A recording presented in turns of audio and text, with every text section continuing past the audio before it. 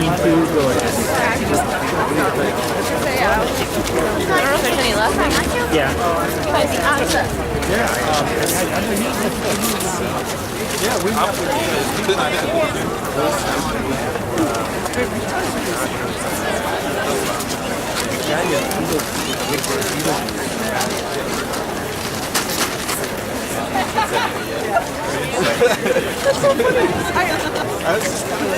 Good evening, everyone. My name is Monica Nilsson. I work at St. Stephen's Human Services. And thank you for coming to this 30th anniversary of the Homeless Memorial Service. I am happy to introduce Mayor Betsy Hodges. Mayor Hodges, in her first year as mayor, has served the homeless community in so many ways, including funding to support our street outreach program, which serves those who will not have shelter tonight, taking leadership in the National Mayor's Challenge to End Veteran Homelessness, working to build our affordable housing funding, and by paying attention to those who are without a place to sleep. I am so pleased that this issue is important to her and want to share just a bit of a personal story. I was with her, was a homeless woman who came to her and said, "Wow, you're the mayor? I've never met a mayor before." And Mayor Hodges handed her her business card and said, "You know a mayor now." Hey, all right. Please welcome Mayor Betsy Hodges.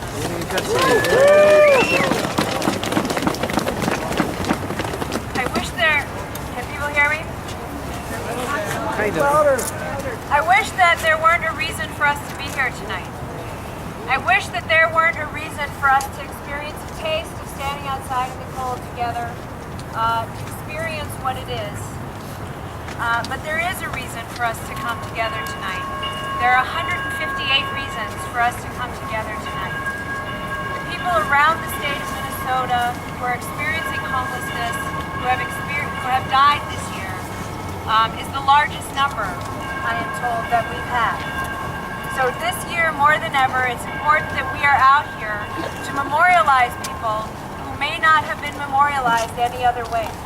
It takes money to have an obituary, it takes money to have a funeral, and sometimes people don't have enough for that. And so tonight is a night that we honor people, human beings, our colleagues, our friends, our neighbors, our community members who are experiencing homelessness and didn't survive. So, I am honored to be standing here to recognize and honor those folks among us who are our community members, who are people of our heart and people of our community. I'm honored to be here. I'm not happy to be here because I wish there weren't a reason to be here, but it is an honor. And it's an honor because of who you are and because of who they are. So thank you very much, and thank you for this. It's an important part of our community to recognize everyone in our community.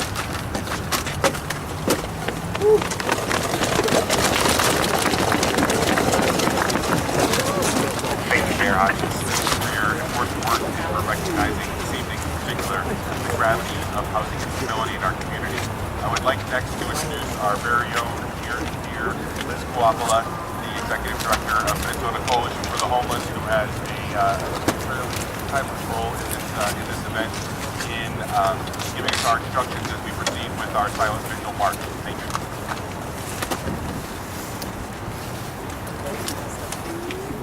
Thanks, Steve. And before I give us our instructions, I just want to thank you all. We're here on such a solemn occasion, but we've done a ton of work in the past few years, and Mayor Hodges has definitely done a ton of work here in Minneapolis.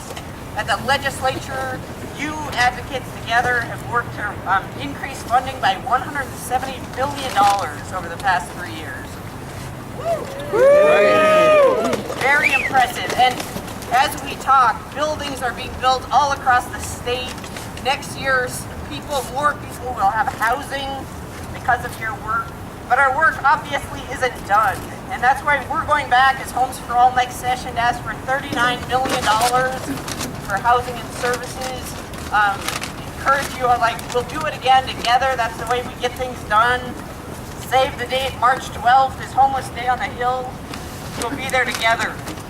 But tonight is a time to mourn, a time to reflect, and a time to support each other. We're here, I'm here from Moorhead and the Iron Range. We're recognizing people from across the state who died this past year, including Moorhead, across Metro, Bemidji, Deep River, and so many other communities. I know that you'd have much warmer and happier places to be tonight, and just really appreciate your commitment to this work. I want to thank Simpson Housing Services and the Shelter Provider Action Association for all the work you've done to put this together. Just a reminder, this is a silent march. We don't have a permit for it, so we stay on the sidewalks. But the Minneapolis police have been very, very helpful and are going to try to block off the intersections for us as we come through. But they've asked us to stay in groups as much as possible, so don't let any space separate you from the person in front of you, and obey all traffic signals, of course, unless the police are waving you through. Yeah, so I guess that's it. Just a reminder, let's walk quietly in silent reflection.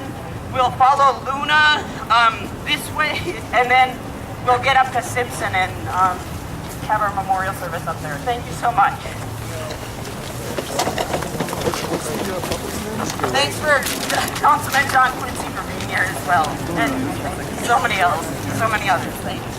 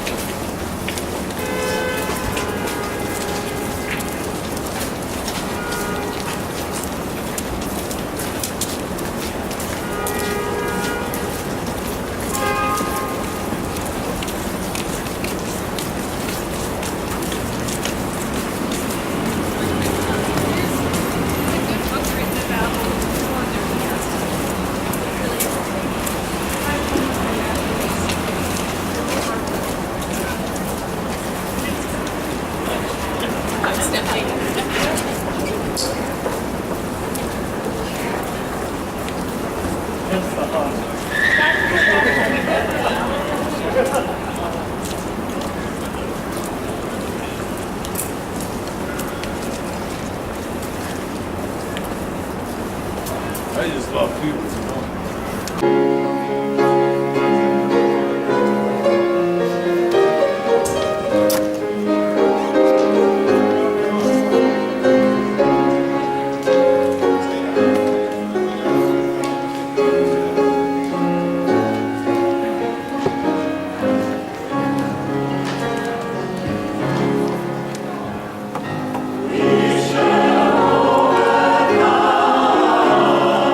We shall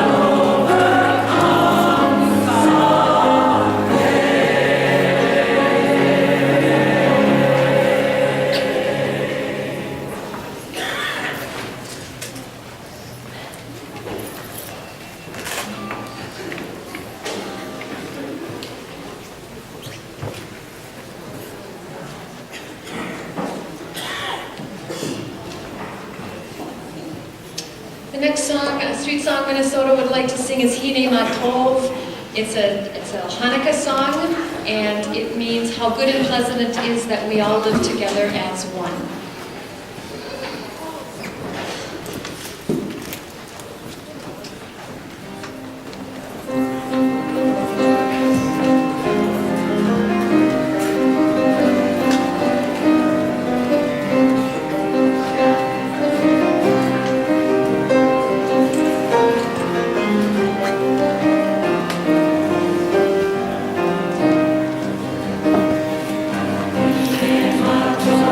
Tov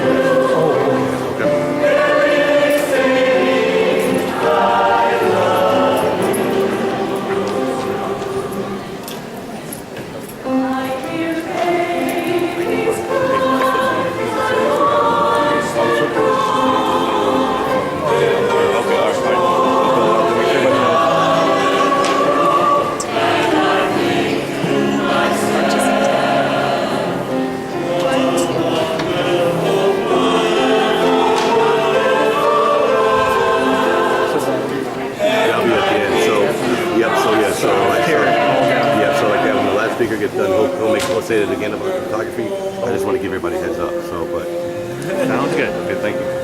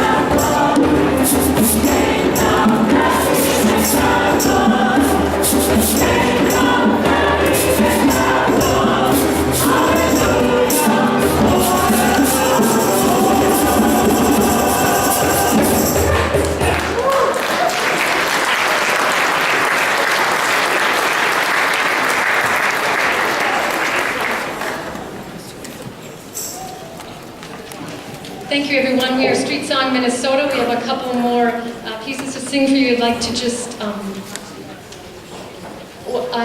want to thank Christopher Stroh, who's playing keyboard for us today. He's the Philippa organist. Thank you, Chris. This is Light One Candle. Feel free to join with us if you know this song.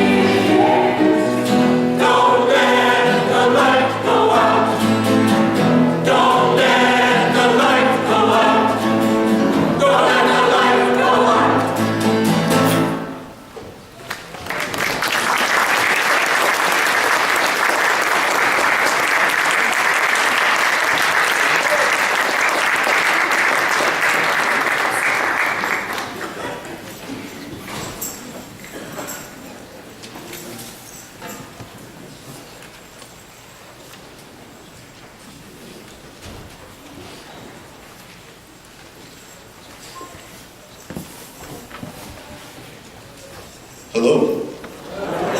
Hey, good evening. So, unfortunately, it looks like somebody removed my speech from up here, so this is going to be a little bit off the top of my head here, so I apologize. So that's all right. It's a Thursday. I'm amongst friends. Everybody's looking lovely. Got dressed up for me, so we're going to have a good time for this. So first off, my name is Brian Bozeman. I'm the shelter manager here at Simpson Housing Services. I would like to thank all of you guys for coming out and your attendance tonight. If we can give a big round of applause to Street Songs for coming in and if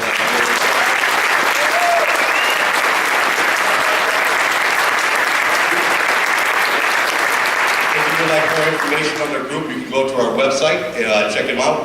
They did a fantastic job tonight, and I'm sure they'll be willing to come out and do it somewhere else for you guys. So as most of you guys are aware, this is our 30th annual memorial service in March. 30 years is a long time to be doing the same service for folks that have passed away homeless. It could be, to me, at least to me, it's a beautiful thing and it's a cruel thing. The cruel part about it is that 30 years ago we had the same service here in this church for folks who passed away homeless, and 30 years later we're still doing it. Things on the good side is that we're bringing together all these beautiful people here to share stories and to remember those who passed away this year. I would like to start off by talking about an individual I knew who passed away this year by the name of Irwin. I met Irwin here at Simpson Shelter probably about, I don't know, somewhere around 2005, 2006. Irwin was kind of a grumpy guy, always kind of had a little scrawl on his face. He also liked to have a couple cocktails or two, which definitely didn't make his attitude any better. So I want to say in 2007, myself and Stacy Ray from Catholic Charities helped Irwin find a place. And the first thing he said to me when we knew the place was coming together, he said, "Hey Brian, I need a cake stand." I said, "A cake stand? Anything you need for your apartment? You need a cake stand?" He said, "Yeah, I need a cake stand." And I was like, "Okay, I'll make sure to get you a cake stand." And I would tell you, every time I went to go visit that man in his house, he had cake. It was just the weirdest thing, you know. And he also had kept one of the cleanest houses I've ever seen. I mean, everything was spotless. He always, even though he was a really heavy drinker, he always made all his appointments, and he always had a list. He would come see me, and he'd be like, "I need toothpaste, shampoo, lotion," and he crossed it all off the list. I don't know how he kept so organized. I am not that organized myself, so more power to him. Another thing about Irwin that was great is anytime any of his friends needed a place to crash or something to eat, they were more than welcome to come to his house. Irwin moved in that apartment in 2007, and it's now 2014, and unfortunately he passed away in his own home. But I'm very happy to know that he was able to maintain that, pay his rent on time, and make sure to keep cake for all those who came by.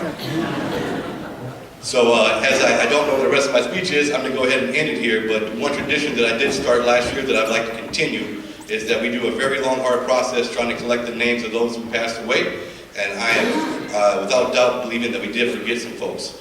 So down below me is a candle that I will light for those individuals we may have missed, and then we can just have a quick moment of silence for those folks that would be highly appreciated. Thank you very much.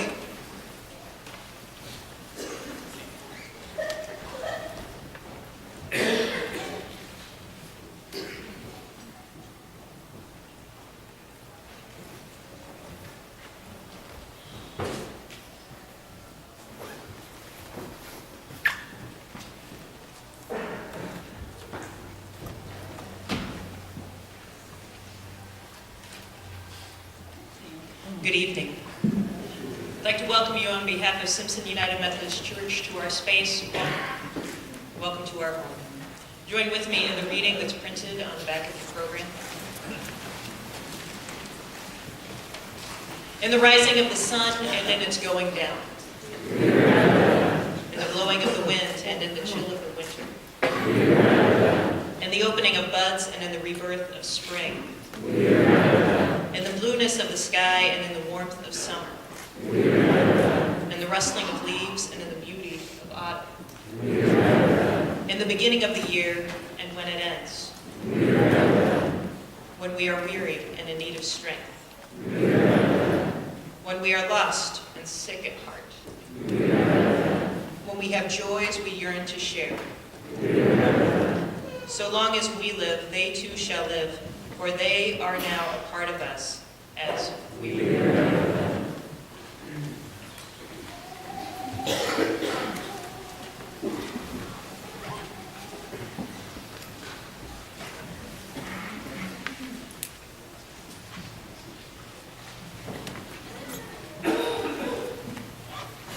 it's good to be together here, and I'm going to ask you to be even more together.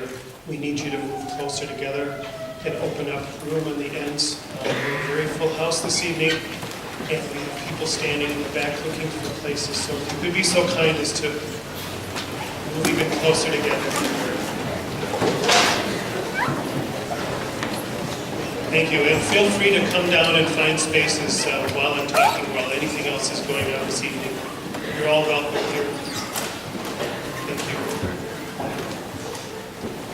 you. It is always a privilege for me to enter into any sacred space, and spaces like this that are set aside from the normal flow of our lives, special sacred places where we can pause in what we normally do with our days and come together and be together in a sacred place like this. And tonight we are gathered in this sacred space for what we call a memorial, and that word comes from memory, which those of you who know me know that's one of my favorite words. To remember is a sacred act. And so tonight we will participate in the sacred act of remembering our brothers and sisters who are at their rest right now.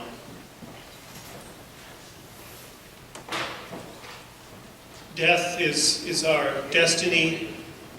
It is our destination. It is the one thing we all of you and I have in common, is that someday death will be upon us. It is one thing that unites all of us as human beings. We are of time, we are made of time, and someday that time comes to an end. I would like to think that that fact, that sometimes cold hard fact, would unite us and would spark in us a sense of solidarity with each other. It is our common destiny. We have so much in common because of that. But instead what I find is so often we are not in solidarity with each other. We are divided. We like to exclude. We like to shun. We have fear about this. And exclusion seems to me to be one of the most basic, fundamental, broken pieces of our life as community. And in this particular community that I live in, we seem to be excluding based on race and class. And to feel excluded, if you've ever felt excluded, the feelings that rise up in you are known, right? People who are excluded feel angry, abandoned, alone, frustrated, sleepy, all these things. And so, while we remember our brothers and sisters in their death, I wonder, did we remember them in life? Did we include them in life? I have more questions tonight than anything else. Lots of questions. For example, where do you keep your socks? Where's your toothbrush right now? Before you came here, did you go to a place that had food that you enjoyed eating and you got to choose what you were eating? Will you go home tonight and have Christmas cards waiting in a mailbox from friends and family and loved ones? Where will you keep those Christmas cards? Are you looking forward to sleeping in on Saturday morning? Are you looking forward to curling up next to somebody you care deeply about and sharing the joys and the sorrows of your day? So many questions. I don't understand whose vision this is, this world we live in. Whose is it? It's not mine, and I don't think it's yours. The outside external world is a creation of our internal values. Whose is it?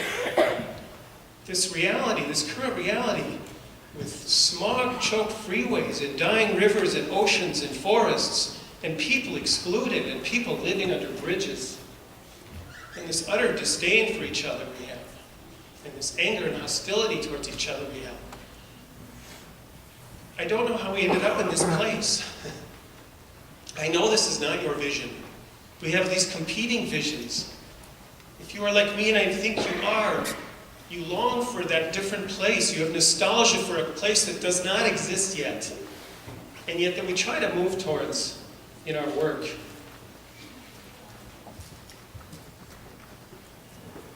If we want things to be different, then why will tomorrow be like today?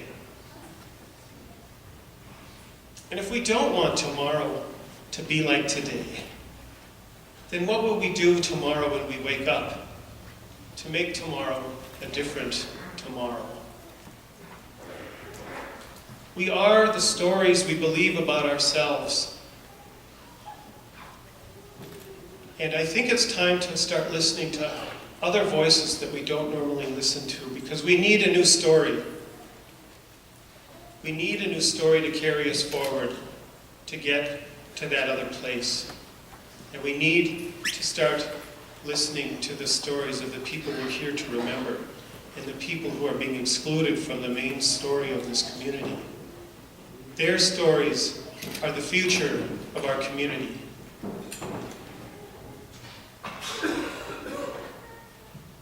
We need to build our lives on that story. We need to build our community on that story. And we need to build our nation and our communities on that story. It is a story, I think, of dignity, of equity and equality. And yes, it is a story based on the right to sleep in on a Saturday morning, and for everybody in our community to have that right. I will end, as those of you who know me, with a poem.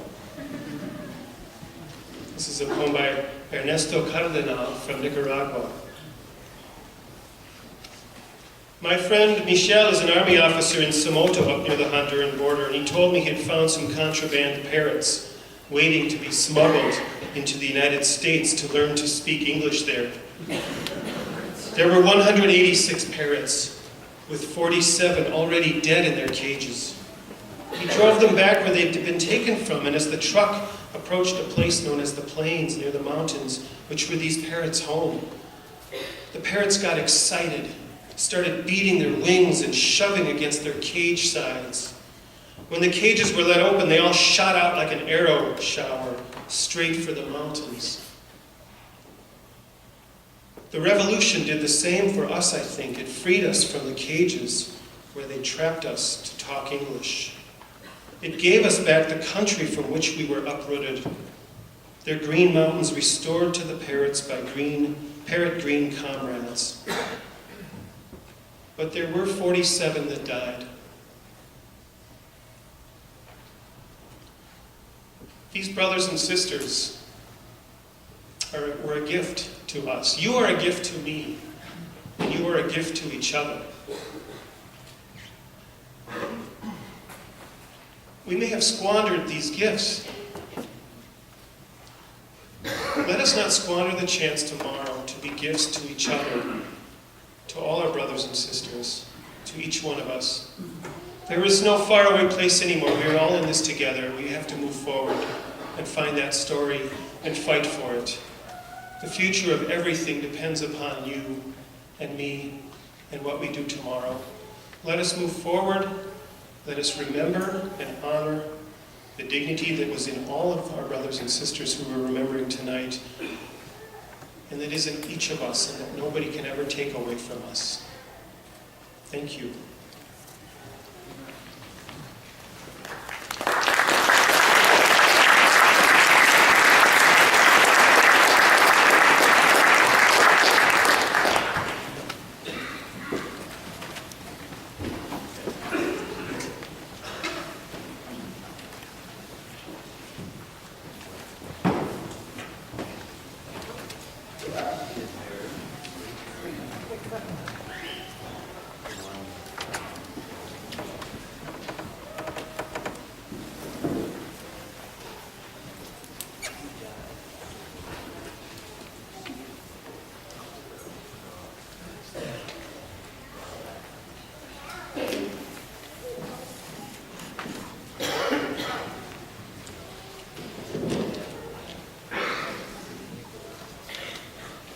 Jerry A., 63, St. Paul. Ryan Michael Abrahamson, Dave, 28, Hennepin County. Odie Connie Kiro, 29, Minneapolis. Roland Atkins, 54, St. Paul. Diana Bach, 48, Minneapolis. Thomas James Belajeski, 53, Hennepin County. Clement Bragbull, 48, Moorhead. Walter Lee Bray, 60, Minneapolis. Ruth Marion Brown Otter, Ruthie, 49, Hennepin County. Guillermo Canas, 36, St. Paul. Anne Elizabeth Carlson, 21, Wadena. Ricky Carlson, 59, Duluth. Russell Allen Christensen, 36, Roseville. Michael Corrigan, Muck, 59, Duluth. Silvestre Cortez, 59, St. Paul.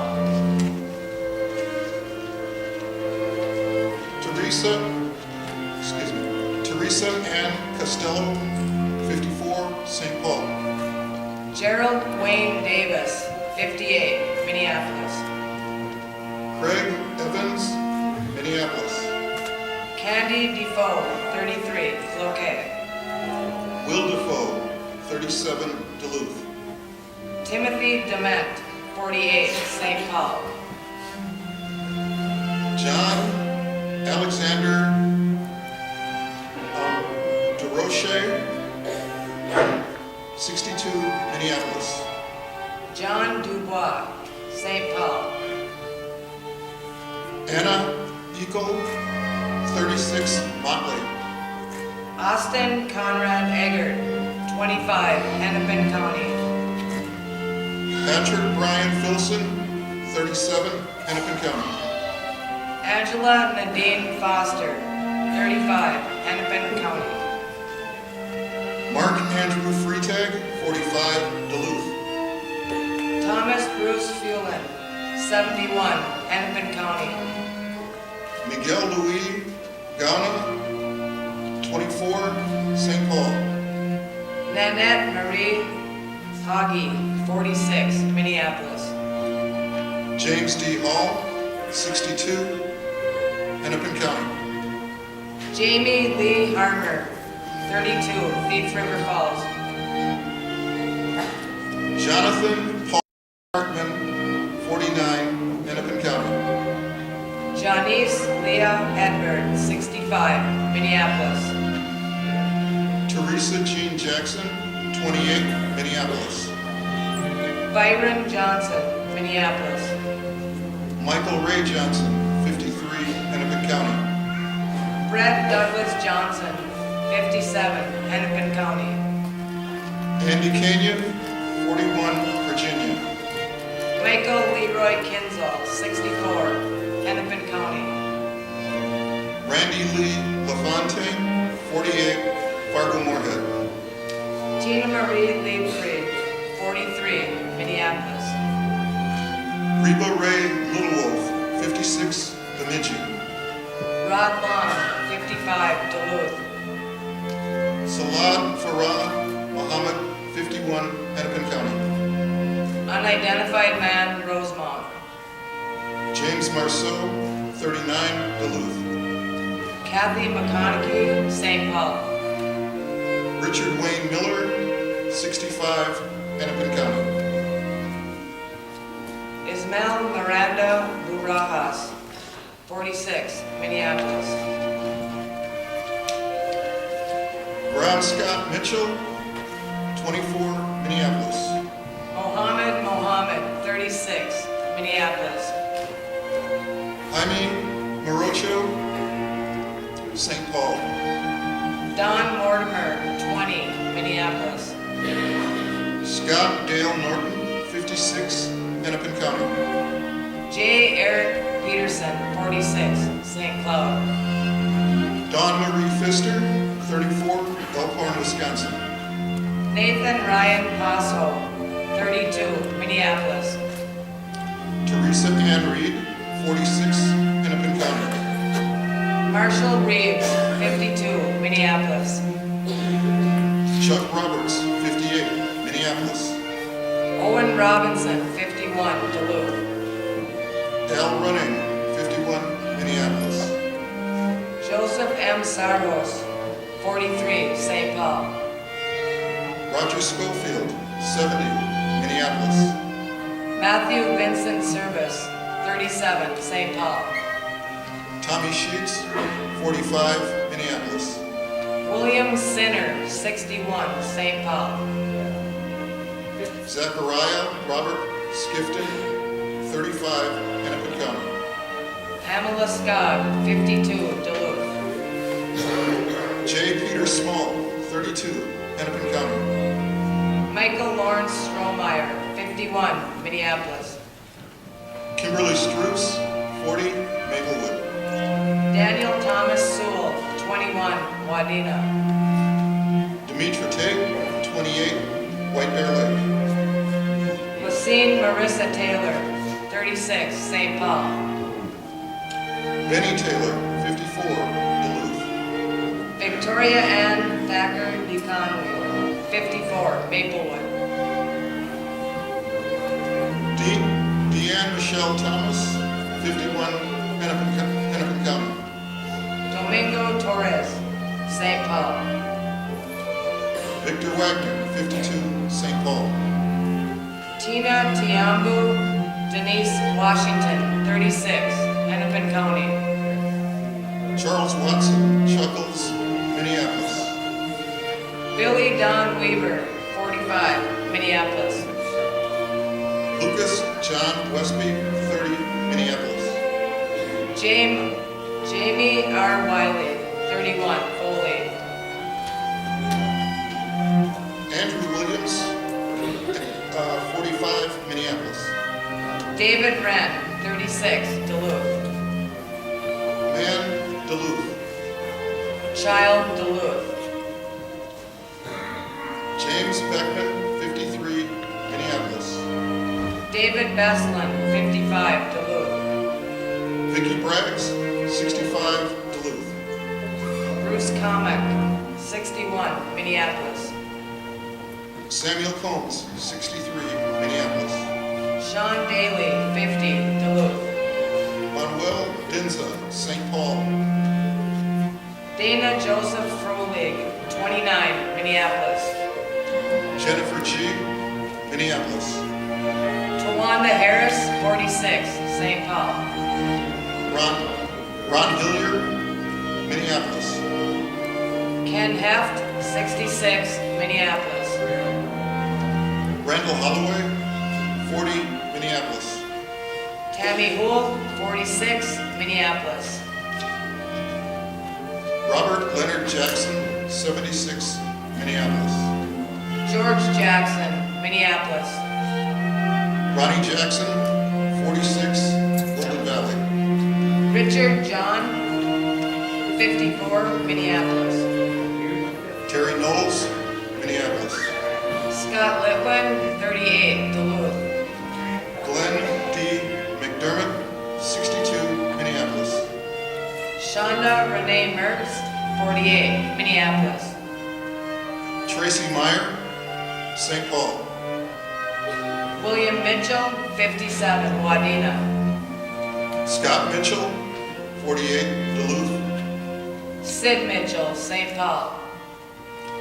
Erwin Mobley, Snap, 61, Minneapolis. Russell Moe, 70, Minneapolis. Rahel Nuguse, 39, St. Paul. Francisco Perez, 52, Duluth.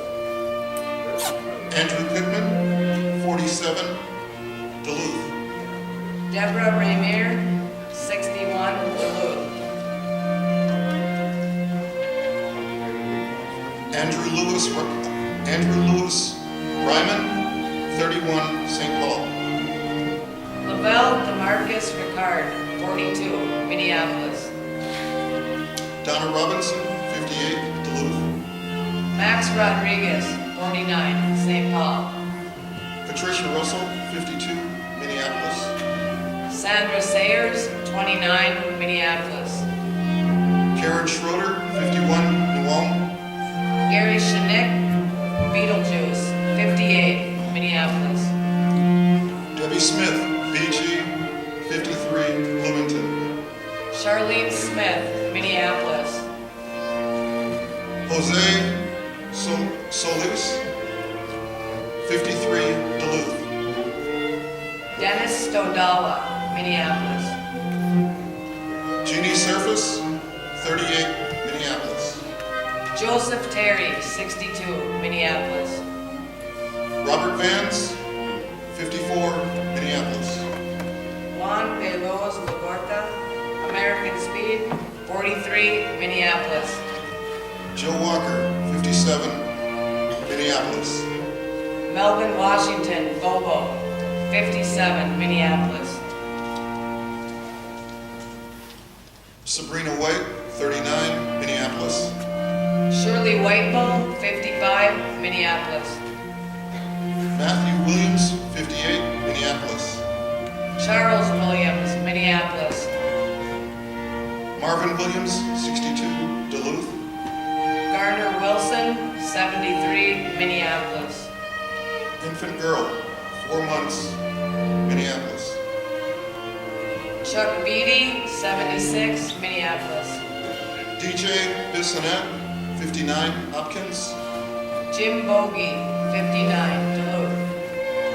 Miriam Lucier, 64, Red Lake. Donovan Pedersen, 76, Minneapolis. Chuck Person, St. Paul. Ellie Sox, 46, Minneapolis. Carl Vostead, 79, Stillwater. Isabel Webster, 94, Minneapolis. Isaac Wright Funk, 40, White Bear Lake. Byron Johnson, Minneapolis.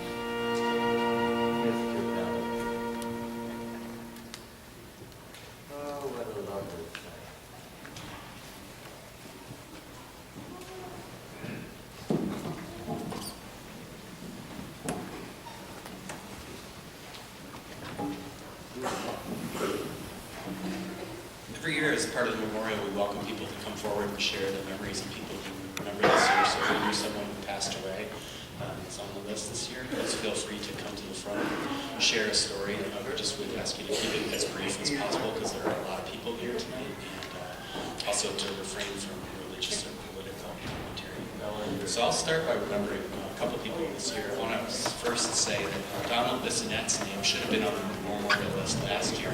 Donald was someone that I was privileged to work with at Catholic Charities back at the Dorothy Day Center in the secure waiting space, Higher Ground. And Donald passed away last June, and his name wasn't kept on the list. Donald was a quiet guy. He was a veteran. He was a sun dancer.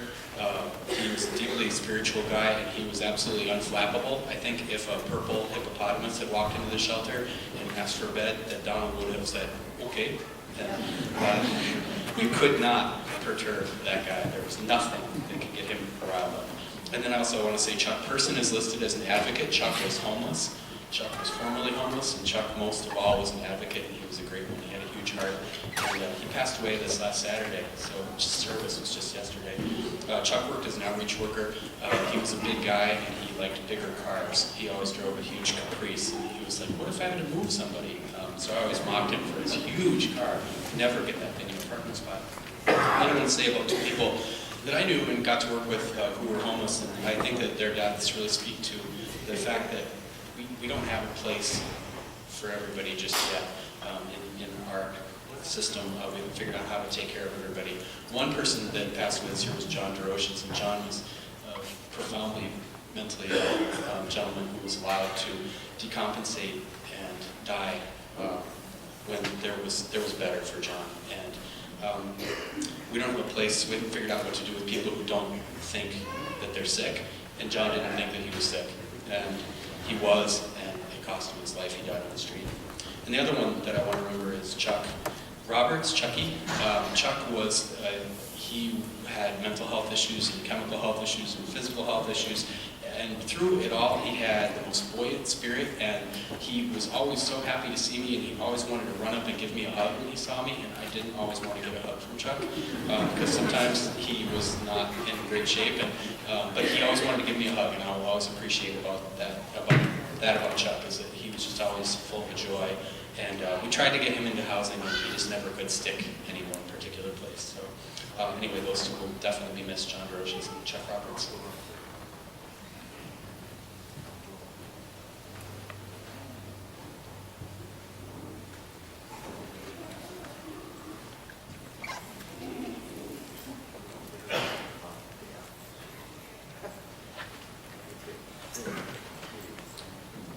I'd like to remember a couple of people that I knew. One of them was Al Running.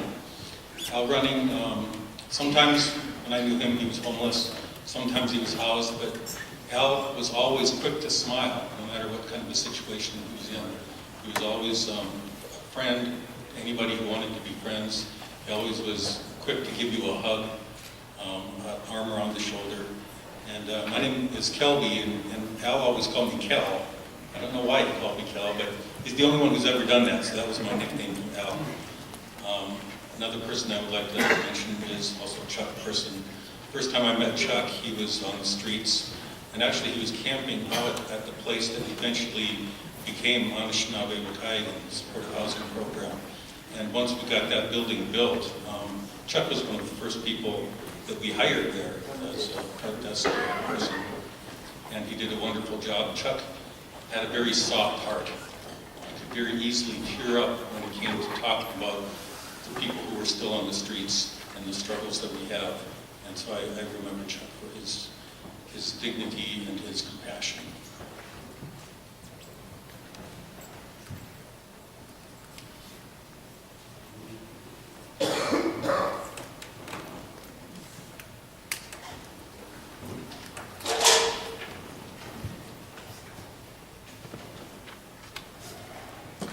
Good evening, everyone. We're going to remember Michael Strohmeyer, an outreach with People Incorporated. I had the privilege of working with him on an outreach level, but also when he was in one of our residential programs. Probably not the most professional thing to do. I remember he came back one evening to the house and really wanted to do hot sauce shots with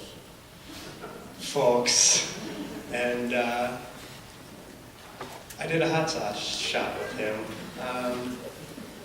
And it was just, I don't know, kind of like one of those moments where you just connect with someone more of a personal level. And they're really bad if you haven't done one.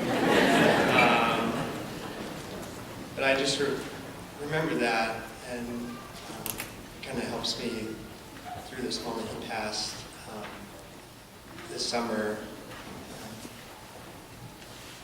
So yeah, I'm just here to remember him. Thanks for coming out, everyone, and have a good evening.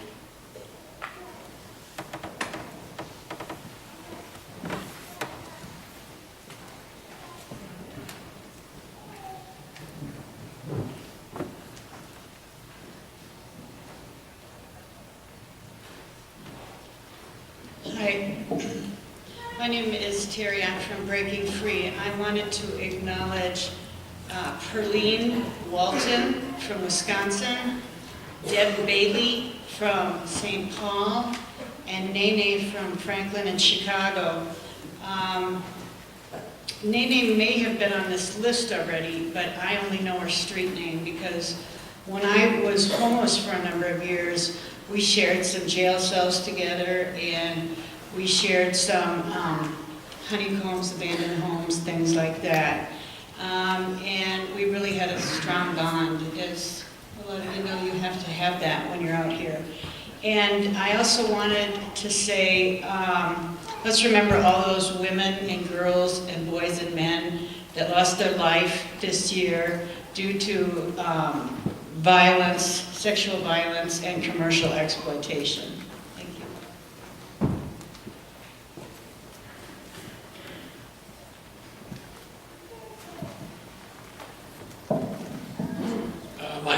Pardon me, my name is Donald Sherwood, and I just like to remember a couple of people in my life, although they didn't die homeless. One was my wife. She died 26 and a half years ago at age 53. And last year I lost one of my wonderful daughters at age 52. But there's a couple of comments I have about homelessness, and one of them is this.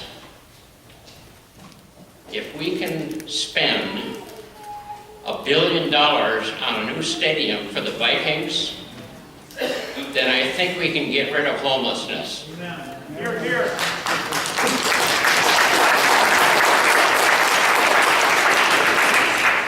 And we spend this money all over the country on sports stadiums. Now, I'm not against sports, don't get me wrong.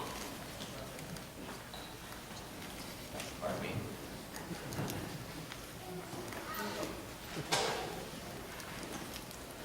I'm not supposed to make political commentary.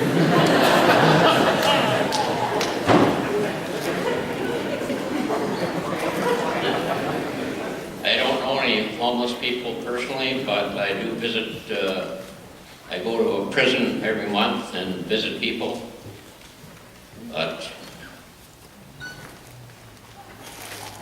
And I look around at the facilities in these prisons, and they have gymnasiums, everything. They're well fed.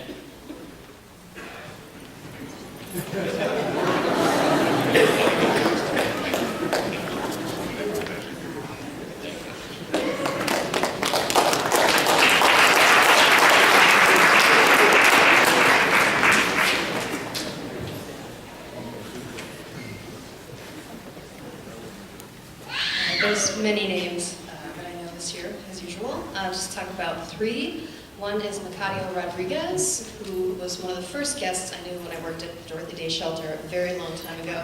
He was one of 4 guys who would always stay in the same back corner, who were just a bunch of jokers, so funny and so irreverent, and they were an absolute joy to be able to come in and spend time with every night. So he's one. Another one is Donald Bissonette, who, as others have said this evening, was an amazing teacher and just storyteller, and he was so proud of who he was, and I think more than perhaps anyone I've ever met, he really was solid on who he was, and it was a real inspiration for me now, and especially at that age. And then third person I'd like to talk about, the last one, is Jaime Morocho, who was a gentleman who I'm happy to say died in hospice care in St. Paul, very, very well taken care of. He was from, I believe, Colombia, and didn't speak any English except hello and how are you, and my Spanish is terrible. So he would listen to me. Initially, I thought he spoke some English because he would listen to me so intently. And so I would try and, talk back with him, and then try and understand what he said. And I would say a few times, I'm so sorry, honey, I don't understand. And he would keep talking. So I'd listen and said to a gentleman who was interpreting one day, I said, God, I'm sorry, my Spanish is so terrible, I can't understand him. And he said, I can't either. I said, what do you mean? He said, he mumbles a lot. I said, then why is he listening so intently to me? He said, he goes, I think he just likes it when people listen to him. And it's always, that really taught me something I'll always take with me forever, because I think Jaime, that's, I think, a good lesson for all of us. We don't have to know what you're saying to really listen to you. I'll always take that with me from Jaime.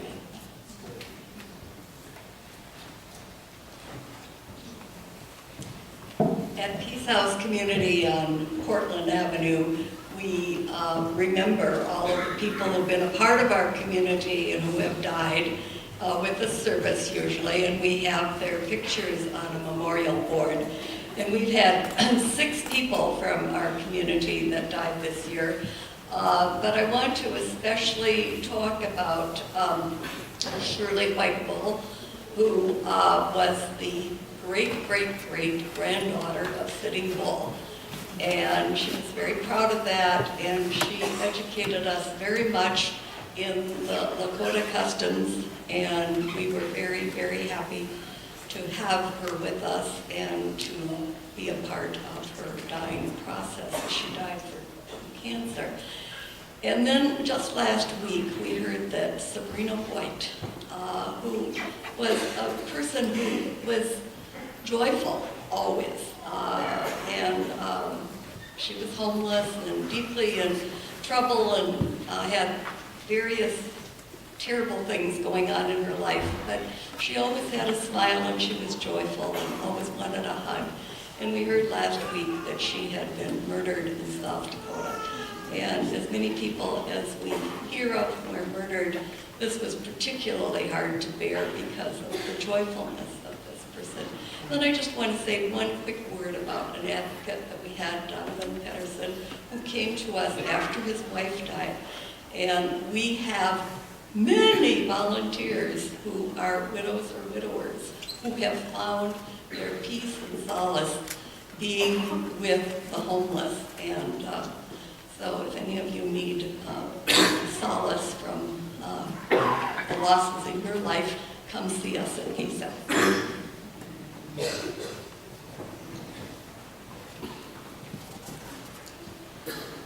I wanted to remember what John said really sparked in me, mentioning that there are people who we don't have a place for, and then there are people we really do have a place for, and this community is just so beautiful. You know all these people. I want to remember Joseph Terry. I met Joseph. He died while he was housed. He'd been housed for the last 4 or 5 years, but I met him when he was homeless. But you saw him all the time. He was the gentleman who played saxophone so beautifully on Nicollet Avenue in all kinds of weather.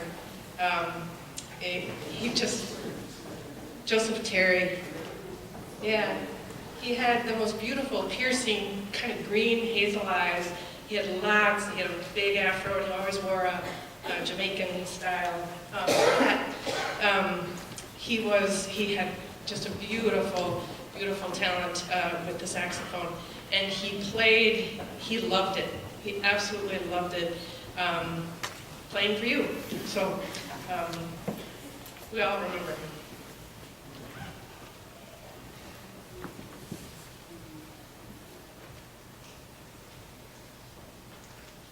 Hi, I was homeless for whatever reason, probably because of my own fault, my own doings. And here at Perception, actually, Robert referred me to my first housing. And a lot of good people were helping me. Now I live extremely comfortable, I'm doing well, and I love life again. I want to remember a guy named Walter, and because I I was able to have my own place, I would let him come over, and we would shoot the breeze. I don't know Walter's last name. I know he was homeless. And he was found in Rochester at the Rivers. He got stand. And so I think about him, and I think about some other friends that I was homeless with. I try to, every once in a while, let me spend the night with this cold. I try to. And lastly, I'd like to say, homelessness is very political. And the silent voices, that's why we have homeless. So, I mean, I don't mean to squash the world or anything, but homelessness is very, very political.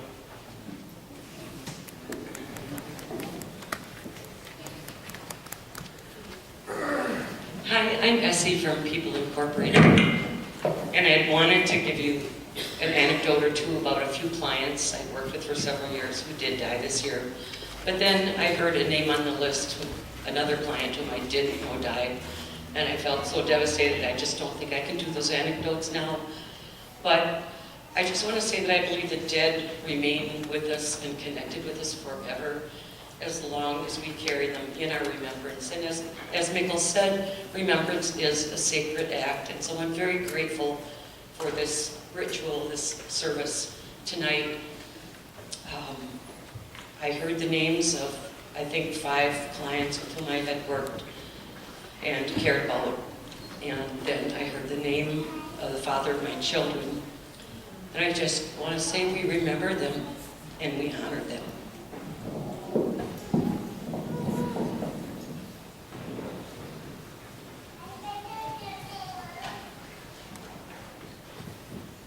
My name is Robert. I work here at Simpson. I want to say I just love it that we do get to a chance to do this every year, just to share these stories. This is my favorite part of the service. We did get a chance to have memorials for some of these folks. Brian talked at the beginning about SNAP, Erwin Mobley, and we were really privileged to gather a bunch of folks who knew him well downstairs in the church here, closer to when he passed, and shared stories for what felt like an hour, 2 hours maybe. I heard that Paso had a really rocking service. Some people went to that one. But there's folks that don't get that, and I think that's a big reason why it's so important that we can do that here. I wanted to remember a few folks. Kiro Abdikani Adan, he passed, and you may remember there was an explosion in the Cedar Riverside neighborhood in a building that had a gas leak that he happened to be in just for the night. I was seeing him regularly that week, and I think he was just crashing there for the night, so it was really stunning to have him ripped away from us like that. But I'm glad that I get to remember him the way that he was that summer, which was just always smiling, always hugging. That dude would hug me every time I saw him, even though I sometimes would tell him not to. But he was usually pretty lit, but that's all right. Eventually I would just take the hug. I wouldn't even try to stop it. I want to remember Bobo, Melvin Washington. I didn't know that he had passed until today. Brian remembers Bobo. His uncle, Duck, had sent him to us, said, hey Robert, my cousin, my nephew, he moved to Minneapolis, help him out, and basically dumped him on our doorstep. But, we were able to really help him, and he was really working hard to find some stability. One of the first things we did was to get him a little bit of GA money, which is not too much money, but a little bit of money because he was disabled that he could live off of. And one of the very first things that he did with that money was to buy these Carhartt coveralls. It was right at the beginning of the winter, so I thought, here's this guy's being really smart, making sure that he's at least going to stay warm through the winter. But Brian and I quickly found out the reason he bought those coveralls is that he liked to stuff cans of beer all the way down the legs and the sleeves so that he could sneak into the shelter. But that's all right. He was And then last night, I wanted to remember Barajas Ismael Miranda. 2 years ago here, we remembered his wife, Tiny, who had passed that year.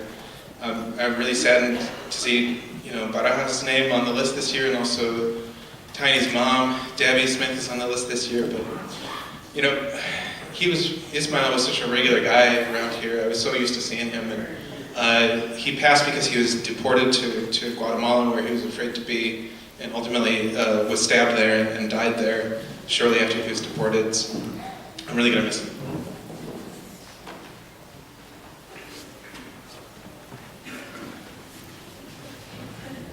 My name is Camp, and I spent 3 years being homeless. I was here, Harbor Lights, and Catholic Charities, otherwise known as Tramp Camp, and that location moved over to Glenwood Avenue. Now it's called Higher Ground.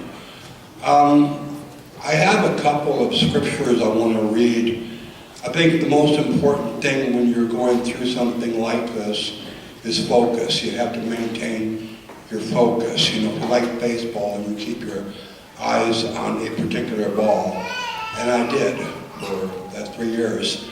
My life was like that too, but you have to maintain your focus no matter what you go through. So here's the scripture verses that have meant a lot to me.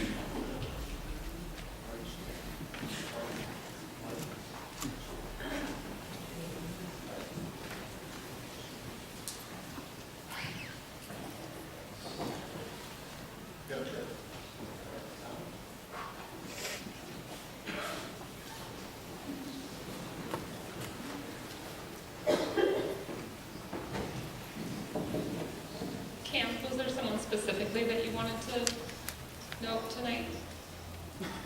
Is there someone specific, Camp, that you want? Was there someone specific you wanted to note tonight? A person. Was there a person specifically you wanted to mention tonight? Do you want to mention them quickly, and then I want you to honor that person if you want to.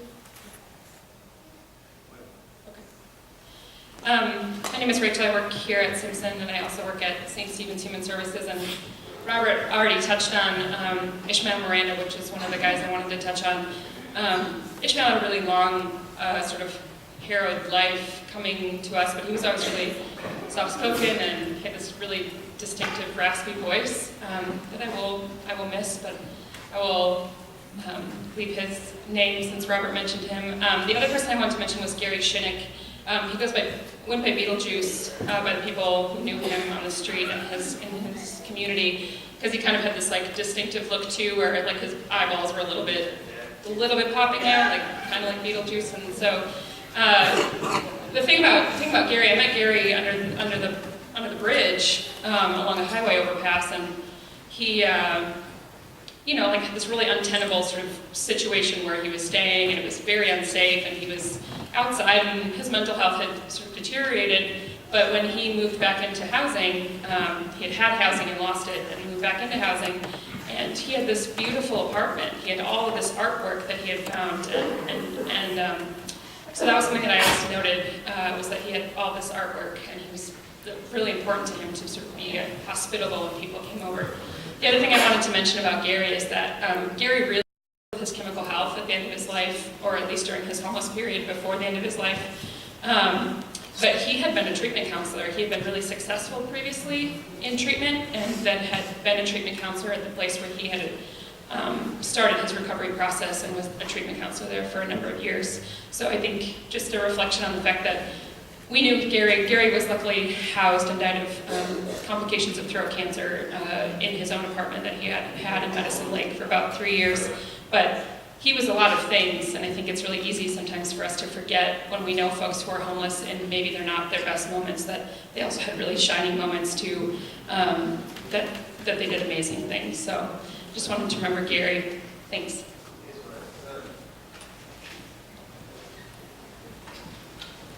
Hi, I live at Emmanuel, which is sober living, and I wanted to give a remembrance to Midnight Haji. She was murdered not so long ago, and it's very difficult to know that some of us get a break and some of us don't. And she strided to stay from place to place. And one of those places ended up fatal for her one night.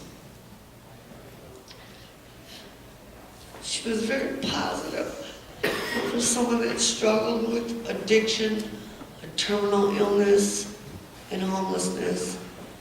She was always so positive. She would come to our housing and put a smile on my face.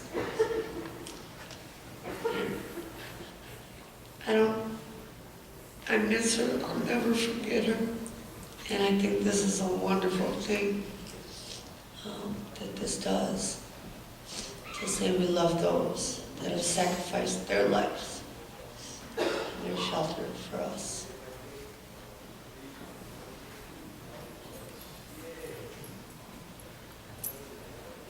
Hi.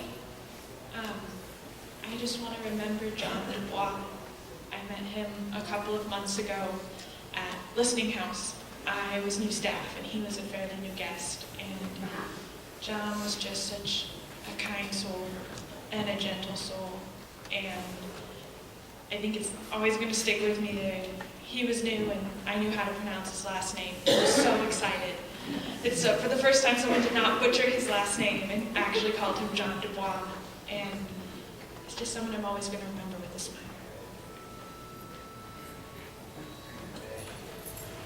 I would like to just remember Walter Bray. I worked with Walter Bray when he was living at Higher Ground. And, Walter was a drinker, and each morning when he was heading out or he was coming back in, he'd just turn to me at the desk and be like, and then the other thing that I remember about Walter was, being a drinker and stuff, he would always double check when room inspections were. He's like, I gotta clean up my fridge before you guys come in. He would, there would be the sound of a few beer cans as he walked out just before we did room inspections. But Walter ended up leaving out of Higher Ground, and he was found in the river down in Rochester, as we mentioned earlier. So he deserved much better than that.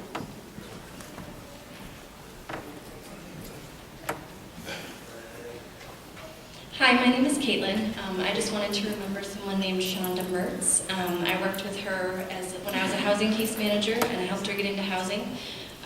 And she was this little tiny woman who was just really feisty. So you didn't know it right away. Like, she always presented as pretty calm and happy, but she was very feisty, and I always loved that about her, and I'll miss her a lot.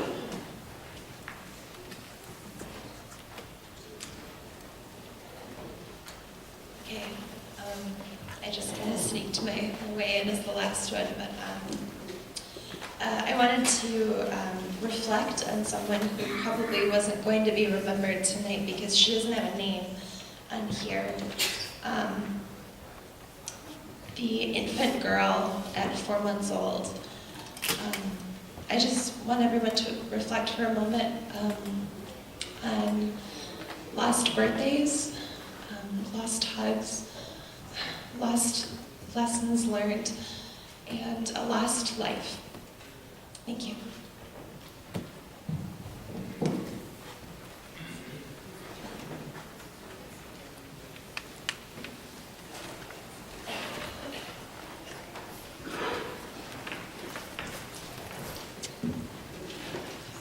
Thank you for all of you who joined us in our march this evening and who have joined us for our somber and humbling gathering to mourn the loss of 158 souls over the course of the past year. I would like to extend a special thank you to everyone who makes this event possible. The staff, volunteers, community organizations, Minneapolis Police was extremely helpful with our march this evening, and certainly our hosts here at Simpson United Methodist Church. 30 years of memorial services, honoring the lives of those honoring the lives of those who were cut short because of inadequate housing in our communities. 30 years on average of lost life among each of the thousands of individuals that we've memorialized at this event over the years. 30 years of stories, of laughter, of music, of everything that we just heard. I don't have adequate words to represent 30 years of that loss.